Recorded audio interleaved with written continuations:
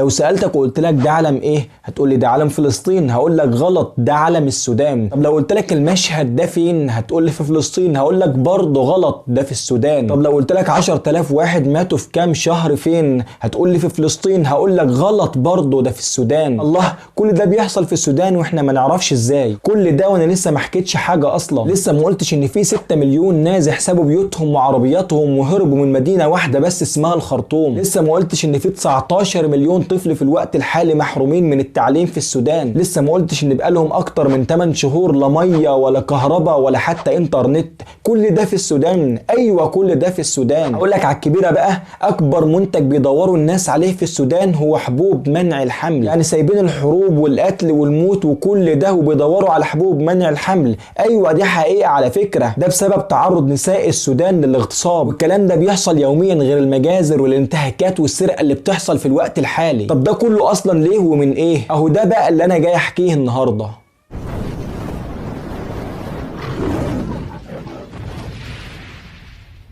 من كام يوم صحيت على الخبر ده والبوست ده ولقيت هاشتاج منتشر بيقول انقذوا السودان، احموا نساء السودان من الاغتصاب، لكن انشغلنا بغزة واللي بيحصل فيها نسينا السودان واللي بيحصل فيها، زائد ان مفيش هناك شو اعلامي ولا تغطية اعلامية زي اللي بيحصل في غزة. لكن اللي حضرتك ما تعرفوش ان اللي بيحصل في السودان اكتر واصعب من اللي بيحصل في غزة. طب فين المراسلين والاخبار والصحفيين والتصوير والحاجات دي كلها اللي بنشوفها في غزة؟ ليه ما بنشوفش تصوير زيها في السودان؟ بكل اختصار، انت في غزة عارف مين العدو الصريح وعارف مين اللي محتل الارض، لكن في السودان اللي بيقتلك واحد مسلم شبهك وقاعد في بيتك وقاعد على سريرك غصب عنك، وفي الاخر بعد كل ده بيغتصب اهلك. حاليا في السودان كل حاجة في بيتك بتتسرق قدام عينك، وبنتك ومراتك بيغتصبوا برضه قدام عينك. بص انا هحاول على قد ما اقدر ابسط لك ايه اللي بيحصل في السودان، عشان الكلام كتير والحكاوي كتير واللي بيتكلموا كتير وفي الاغلب ما بنفهمش حاجة، وعشان بس نعرف ان احنا عايشين مغيبين. بص يا سيدي، في خناقه كبيره بتحصل في السودان ما بين الجيش الوطني السوداني وجماعه مرتزقه اسمهم قاف دال سين اللي هي قوات الدعم السريع، اللي كان اسسها الرئيس السوداني المخلوع عمر البشير سنه 2003. طب اسسها ليه؟ طيب اسمع بقى يا سيدي، في سنه 2003 الرئيس عمر البشير اسس جماعه كده وسماهم الجنجويد، ادالهم اسلحه ومرتبات وكان بيمولهم بالفلوس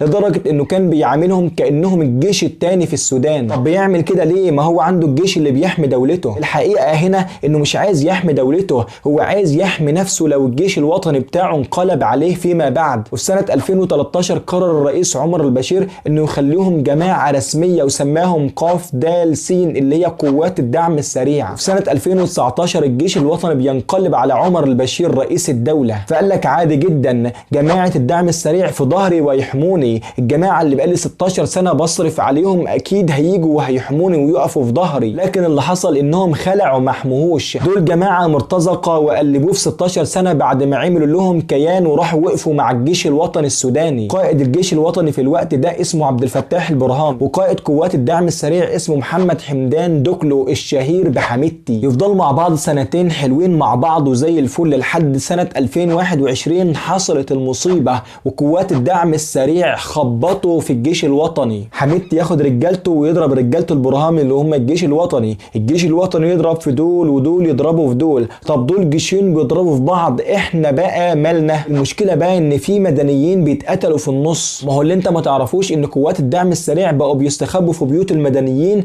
عشان يضربوا في الجيش الوطني. الجيش الوطني عشان يرد يضرب في مين؟ اكيد هيضرب في بيوت المدنيين، ضرب نار وقتل وهدم مستشفيات واغتصاب وغيره. خلي بالك ده كله في السودان مش في غزه. عارف انك حاسس ان بحكي في قصة غزة، لكن والله ده بيحصل في السودان. ارجع واقول لك ان اللي بيحصل في غزة عدو ومعروف هو مين، لكن اللي بيحصل في السودان ناس مسلمين زيك وشبهك تلاقوهم وهم بيقتلوك يقولوا الله اكبر، الله يخرب بيوتكم، الله اكبر. ايه اللي بتقولوها؟ قوات الدعم السريع دخلوا جوه المدنيين خدوا فلوسهم وعربياتهم وبيوتهم وكل حاجة، بعد ده كله بيغتصبوا اهل بيوتهم قدام عينهم، لدرجة انهم اكتر حاجة او اكتر منتج بيدوروا بيدوروا عليها اليومين دول هي حبوب منع الحمل من كتر الاغتصابات اللي بيتعرض لها نسائهم. طب السؤال دلوقتي برضه، احنا بنسمع الكلام ده كله بس وما بنشوفش فيديوهات ولا الحاجات دي ليه زي ما بنشوف في غزة؟ باختصار كده زي ما قلت لك، احنا عارفين مين العدو اللي بيضرب في غزة،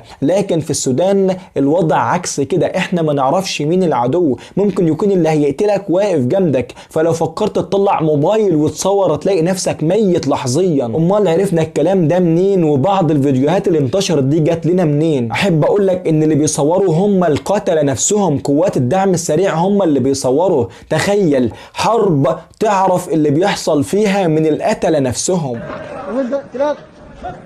ولد شباب امشي يلا، عينه عديد شباب يلا.